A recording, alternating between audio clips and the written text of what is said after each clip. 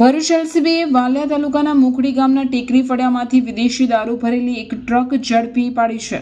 પોલીસે કુલ 20.24 લાખનો મુદ્દામાલ જપ્ત કર્યો છે, જેમાં દારૂ અને ટ્રકનો સમાવેશ થાય છે। આ કેસમાં નિકોલી ગામના બુટેકર સંજય ધીરુભાઈ વસાવાને વોન્ટેડ જાહેર કરાયો છે। ભરૂચ જિલ્લા પોલીસ વડા અક્ષયરાજ મકવાણાની સૂચનાથી જિલ્લામાં પ્રોહિબિશન અને જુગાર જેવી અસામાજિક પ્રવૃત્તિઓ અટકાવવા તથા કાયદો અને વ્યવસ્થા જાળવવા માટે પોલીસ સતત વોચ રાખી રહી છે।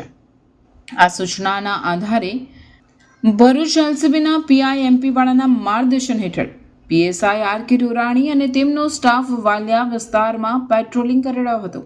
તે દરમિયાન તેમને બાતમી મળી હતી કે વાલિયા તાલુકાના નિકોલી ગામનો સંજય ધીરુભાઈ વસાવા ટ્રક નંબર GJ16X7047માં વિદેશી દારૂ ભરીને મોખડી ગામના ટેકરી ફળિયામાં ખાડી તરફના રસ્તા પર સંતાડી રાખ્યો છે।